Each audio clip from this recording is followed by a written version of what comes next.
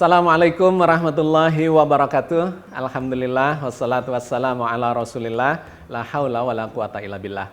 Sahabat sekalian, kita berjumpa lagi di dalam program Cangkir Tasawuf Modern episode 226.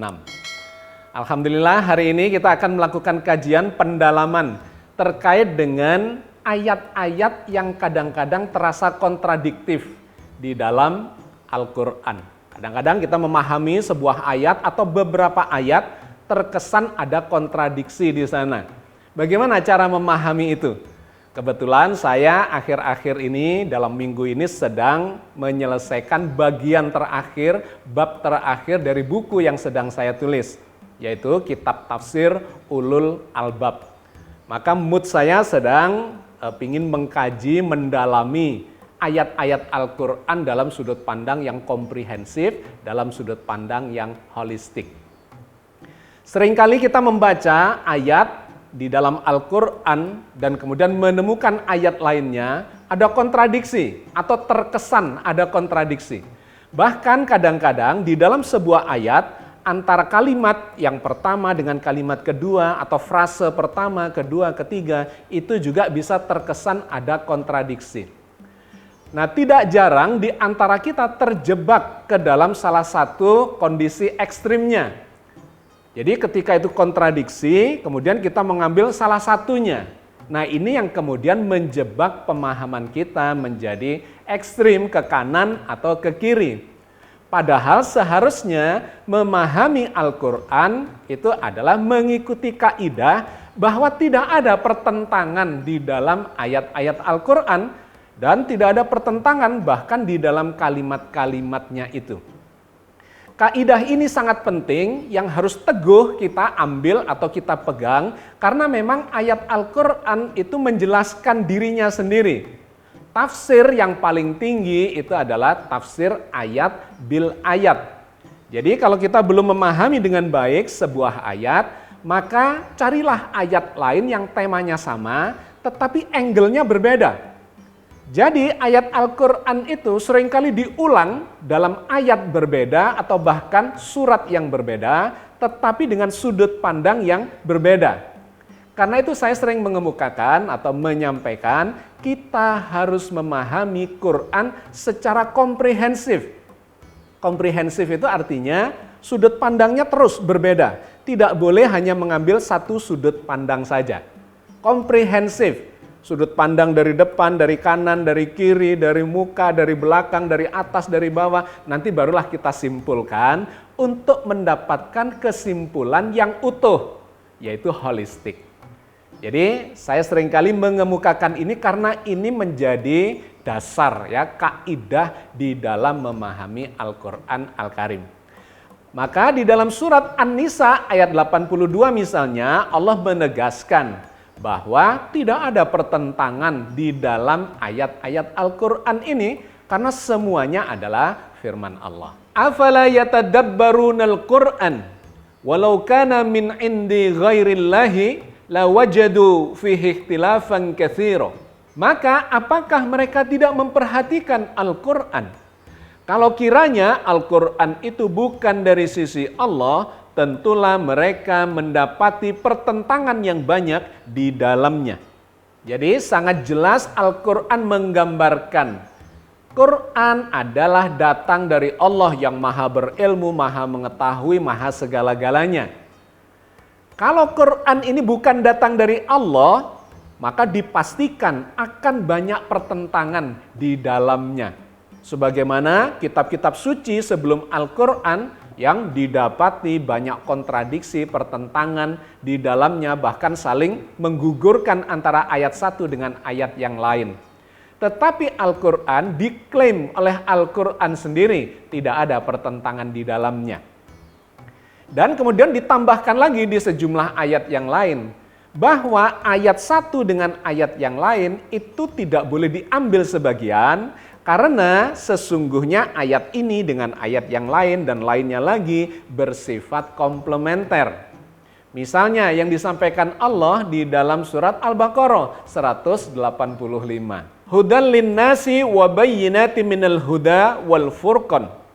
Al-Quran adalah petunjuk bagi manusia dan berisi penjelasan-penjelasan mengenai petunjuk itu dan Al-Furqan atau pembeda antara yang hak dan yang batil. Jadi berdasar pada dua ayat ini saja, sesungguhnya kita sudah mendapatkan kaidah yang utuh. Satu, tidak ada kontradiksi atau tidak boleh mempertentangkan antara ayat dengan ayat atau kalimat dengan kalimat dalam konteks membicarakan sebuah peristiwa atau sebuah ajaran atau sebuah konsep di dalam Al-Quran. Dan yang kedua, dalam ayat yang berbeda yang terkesan kontradiktif itu harus dipahami sebagai ini menjelaskan yang lain atau yang lain itu menjelaskan yang ini. Seperti kalau kita melihat sebuah meja dari depan, dari belakang, dari kanan, dari kiri, tampaknya berbeda, bahkan mungkin bisa terasa berlawanan. Tetapi itulah realitas yang harus kita satukan pemahamannya, bahwa yang namanya meja adalah kumpulan atau kesimpulan yang simultan antara penglihatan dari sudut pandang yang berbeda-beda itu. Dari depan ditambah kanan, tambah kiri, dari belakang, atas, bawah. Itulah meja secara utuh yang dimaksudkan.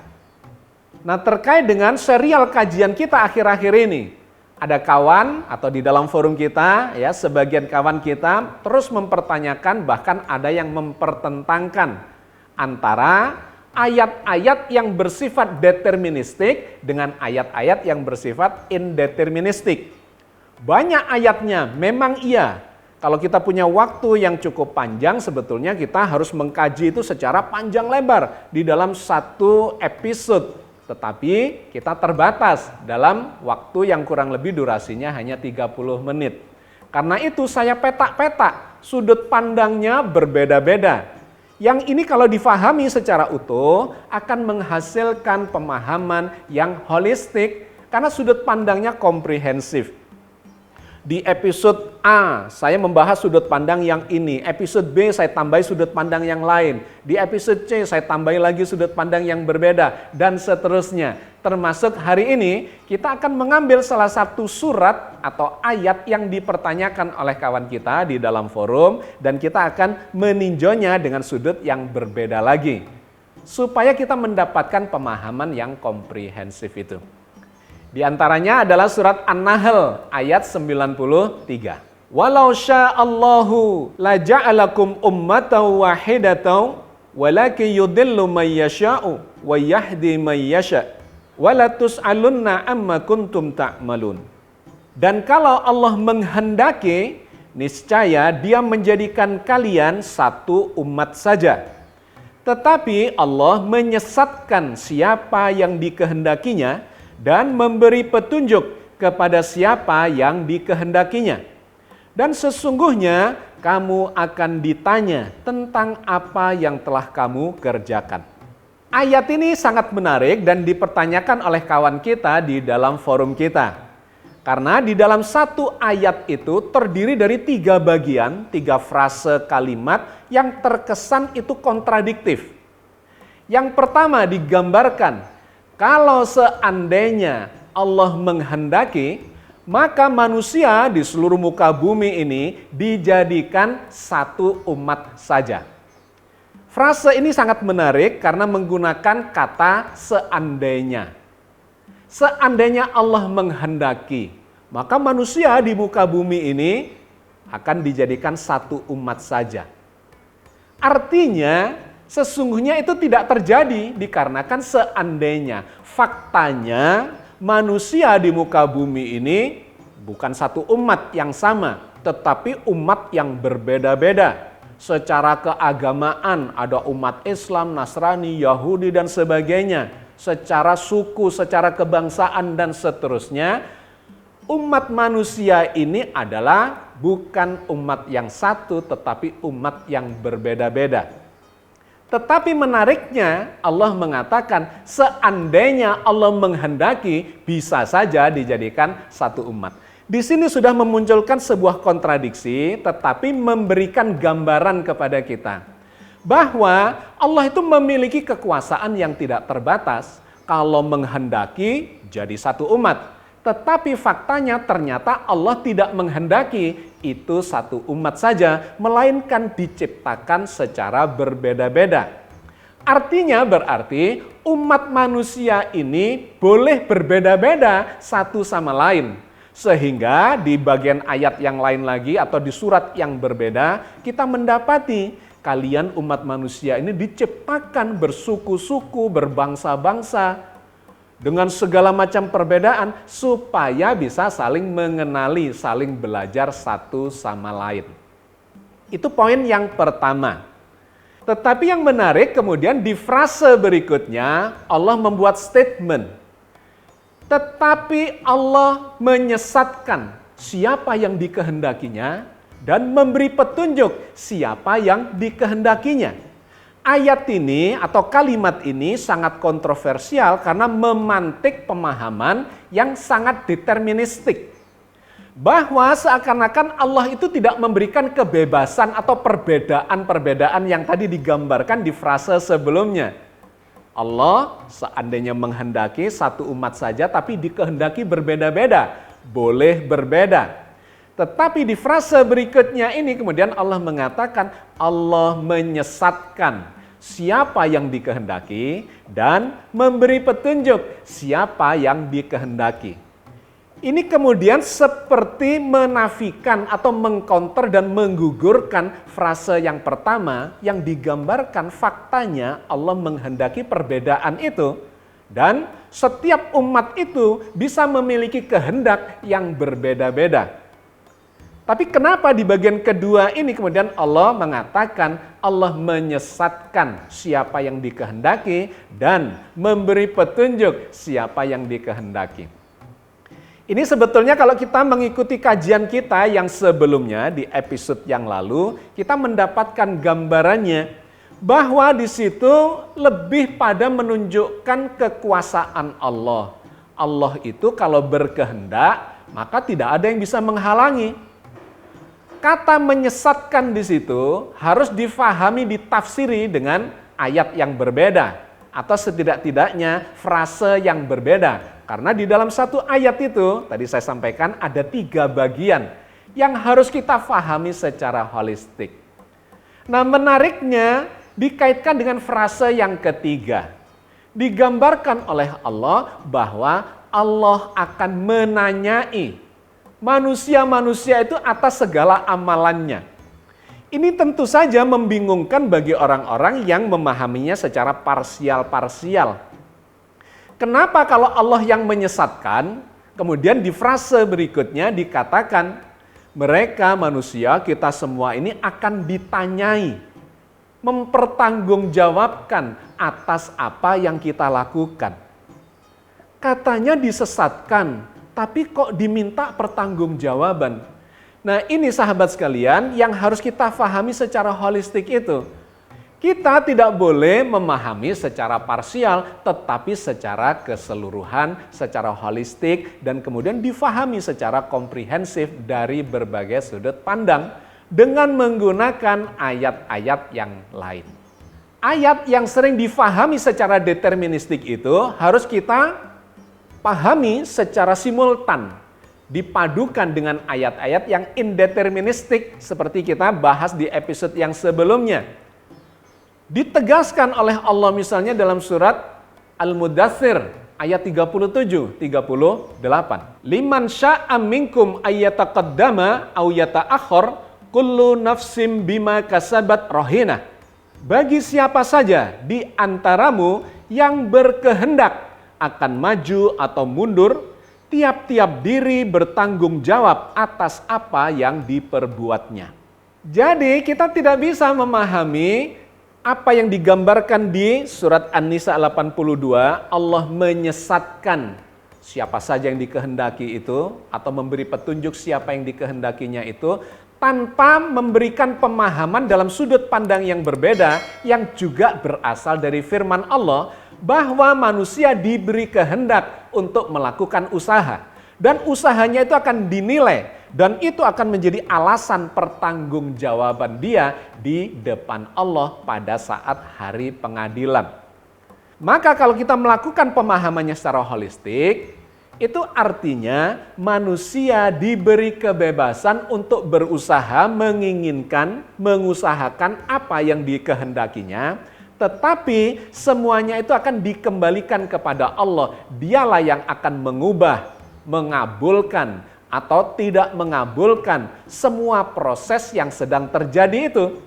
Usaha manusia ditambah usaha atau kondisi lingkungannya, maka simultannya atau resultantenya itu mengarah kemana? Allah akan mengabulkan proses itu sesuai dengan sifat maha pemurahnya, maha berilmunya, maha bijaksananya, maha kuasanya, dan maha segala-galanya. Jadi ini yang harus kita ambil kesimpulannya, bahwa manusia diberi kehendak, manusia diberi kekuasaan, diberi kecerdasan, diberi segala macam modal untuk mencapai apa yang diinginkan, tetapi kekuasaan yang terakhir itu ada di tangan Allah yang maha pemurah lagi maha bijaksana. Maka di ayat yang berbeda, di surat yang berbeda, Allah menggambarkan itu sebagai izin Allah. Seluruh peristiwa yang terjadi itu adalah terjadi atas izin Allah. Artinya konteksnya ada sebuah proses yang misalnya kita usahakan, kita perjuangkan dengan segala macam yang kita miliki untuk mencapai yang kita inginkan itu, kita kehendaki itu. Tetapi apakah Allah mengizinkan atau tidak? Semua peristiwa itu melalui izin Allah. Nah, kata izin ini menunjukkan bahwa ada proses untuk mendapatkan sesuatu, lantas Allah mengizinkan atau tidak mengizinkan. Termasuk proses keimanan kita, kata Al-Quran, itu semuanya adalah atas izin Allah. Walau sya'a rabbuka la amana man fil ardi kulluhum jami'a. Afa anta tukrihun nasa hatta yakunu mu'minin. Dan jikalau Tuhanmu menghendaki, tentulah beriman semua manusia di muka bumi seluruhnya. Maka apakah kamu hendak memaksa manusia supaya mereka menjadi orang-orang yang beriman semuanya? Wa ma kana li nafsin an tu'mina illa bi idznillah wa yaj'alu rijsa 'alal ladzina la ya'qilun. Dan tidak ada seorang pun akan beriman kecuali dengan izin Allah. Dan Allah menimpakan kemurkaan kepada orang-orang yang tidak mempergunakan akalnya. Sangat menarik ayat ini menggambarkan bahwa seandainya Allah menghendaki manusia di muka bumi ini beriman, maka semuanya beriman. Apa susahnya buat Allah yang maha berkuasa? Walau sya'a rabbuka la amana man fil ardi kulluhum jami'an. Seluruhnya itu beriman. Tidak ada orang kafir, tidak ada orang jahat, tidak ada orang yang mengingkari semua perintah Allah dan seterusnya. Semuanya menjadi hamba yang taat kalau Allah menghendaki. Faktanya ternyata banyak orang kafir, ada orang yang ingkar, ada orang yang zalim dan sebagainya yang tidak beriman semuanya. Nah, yang menarik kemudian di kalimat berikutnya, apakah kalian akan memaksa manusia beriman semuanya? Allah saja tidak memaksa, meskipun kalau Allah menghendaki itu mudah bagi Allah. Afa anta tukrihun nasa hatta yakunu mu'minin. Wa ma kana lin nafsin an tu'mina illa biidznillah. Dan tidak ada orang yang beriman kecuali dengan izin Allah, biidznillah. Kata biidznillah itu menunjukkan bahwa Ada sebuah proses yang mendahului untuk mencapai keimanan itu. Tetapi ujung-ujungnya adalah dengan izin Allah. Maka ini menunjukkan adanya dua hal yang penting yang harus dipadukan. Ada usaha manusia dan ada izin dari Allah. Maka kalau Allah menghendaki, Allah akan menjadikan dia orang yang beriman sesuai dengan proses yang terjadi, kondisi yang menyertainya. Tetapi kemudian Allah bisa saja menyesatkan orang yang sedang berproses itu karena memang kondisinya, perjuangannya bukan menuju pada keimanan itu, melainkan menuju pada kesesatan. Digambarkan baik dan buruk, iman dan sesat, semuanya berasal dari Allah. Iya, karena memang Allah yang menentukan berdasar pada proses yang terjadi. Maka Allah menghendaki menyesatkan dan memberi petunjuk itu harus kita tempatkan konteksnya sebagai bukan Allah berbuat sewenang-wenang terhadap hambanya. Dan itu berulang kali disampaikan di dalam Al-Quran bahwa Allah bukanlah Tuhan yang sewenang-wenang di dalam mengabulkan semua proses yang sedang terjadi itu.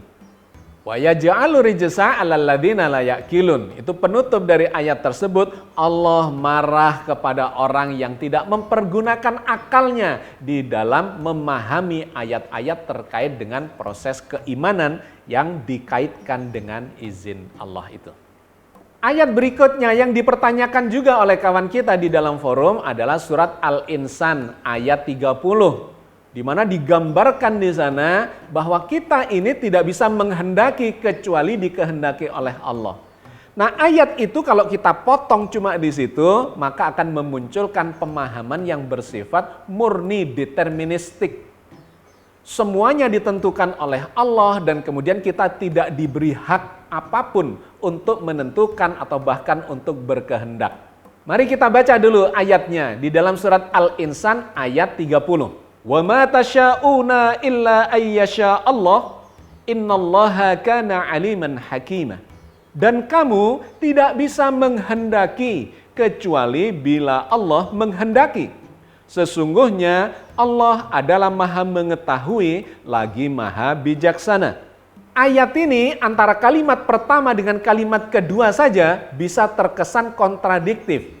Di ayat yang pertama atau di kalimat, di frase yang pertama, Allah mengatakan kalian tidak bisa menghendaki kecuali jika Allah menghendaki. Tetapi di kalimat yang kedua kemudian ada gambaran yang arahnya berbeda. Sesungguhnya Allah Maha mengetahui dan Maha bijaksana. Artinya kita tidak boleh memotong hanya satu frase di bagian depan. Kita tidak bisa berkehendak kalau tidak dikehendaki Allah. Itu benar adanya. Tetapi harus difahami dalam sudut pandang bagian yang kedua atau kalimat yang kedua ini. Bahwa Allah Maha mengetahui dan Maha bijaksana. Artinya Allah itu dengan Maha berilmunya, Maha mengetahui dan kebijaksanaannya menghendaki kita yang sedang berkehendak untuk mencapai sesuatu itu, mencapai takdir terbaik kita. Jadi dua-duanya itu harus dipertimbangkan. Ayat ini bukan deterministik dalam arti fatalistik. Tetapi digambarkan ada kehendak kita di dalam kehendak Allah, di mana Allah menghendaki mengabulkan kehendak kita berdasar pada sifat berilmunya dan kebijaksanaannya. Akan menjadi lebih jelas pemahamannya ketika ayat 30 ini kita tempatkan dalam konteks ayat sebelumnya dan ayat sesudahnya. Mulai dari 29, 30, dan 31. Berikut ini. Inna hadhihi tadhkirah faman sya'at takhadha ila rabbihi sabila. Sesungguhnya ayat-ayat ini adalah suatu peringatan. Maka barang siapa menghendaki kebaikan bagi dirinya, niscaya dia mengambil jalan kepada Tuhannya. Ayat ke-29 ini menarik karena memberikan pemahaman, pra-pemahaman terhadap ayat 30. Bahwa Al-Quran ini berisi ayat-ayat sebagai peringatan, pengajaran buat kita. Kemudian dilanjutkan, barang siapa berkehendak untuk menjalani kebajikan menuju jalan Tuhannya, maka dia akan mengambil jalan Tuhan itu di dalam kehidupannya. Di sini menggambarkan ada upaya, ada kehendak dan upaya yang diberikan kepada manusia untuk bisa melakukannya. Nah, setelah itu barulah masuk ke ayat 30. Wa ma tasyauna illa ayyasha Allah innallaha kana aliman hakima. Dan kamu tidak bisa menghendaki kecuali bila Allah menghendaki. Sesungguhnya Allah adalah Maha mengetahui lagi Maha bijaksana. Jadi ayat ini konteksnya ada di ayat sebelumnya. Al-Quran adalah peringatan dan pengajaran. Maka barang siapa mau mengambil jalan kebajikan, pasti dia akan mengikuti jalan Tuhannya. Nah, setelah itu kemudian dikatakan Allah menggambarkan kekuasaannya. Kalian tidak akan bisa menempuh jalan itu kalau tidak dikehendaki Allah. Maka ini kaitannya dengan ayat yang kita bahas sebelumnya. Biidznillah. Allah mengizinkan atau tidak. Tapi mengizinkan atau tidak itu ada kondisinya. Yaitu Allah Maha mengetahui apa yang menjadi niatannya. Dan Allah Maha bijaksana untuk memberikan yang terbaik baginya. Jadi ini bukan ayat fatalistik, tetapi ayat yang komprehensif yang harus kita pahami secara terpadu, secara simultan. Nah, di ayat ke-31-nya kemudian Allah menjelaskan lanjutannya. Yudakhilu mayyasha'u fi rahmatih wadzalimina a'adda lahum adzaban alima. Dia Allah memasukkan siapa yang dikehendakinya ke dalam rahmatnya. Dan bagi orang-orang zalim disediakan azab yang pedih. Nah, ayat ini memberikan gambaran bahwa dalam proses itu kemudian Allah berkehendak memberikan rahmat kepada orang-orang yang memenuhi syarat untuk mendapatkan rahmatnya. Tetapi bagi orang yang zalim, maka Allah akan memasukkan mereka ke dalam azab yang pedih. Artinya azab itu didahului oleh kezaliman. Kita tidak bisa menafikan adanya kezaliman itu kemudian seketika Allah menyesatkan atau memasukkan ke dalam azabnya. Oke ya sahabat sekalian, jadi ini adalah kaidah yang sangat penting bagi kita untuk memahami Al-Quran supaya tidak terjebak ke dalam ayat-ayat yang seakan-akan itu kontradiktif. Seakan-akan bertentangan.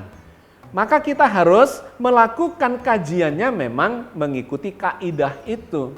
Tidak mempertentangkan dan yang kedua menjelaskan ayat ini dengan ayat yang lain dan tidak boleh mengambil sebagian ayat saja kemudian menyimpulkan. Melainkan harus dikaji secara komprehensif dari berbagai sudut pandang, melibatkan ayat-ayat yang lain dan kemudian disimpulkan secara utuh, secara holistik. Mudah-mudahan yang kita bahas kali ini memberikan tambahan hikmah kepada kita semua di dalam memahami firman-firman Allah yang mulia di dalam Al-Quran Al-Karim. Amin ya rabbal alamin. Assalamualaikum warahmatullahi wabarakatuh.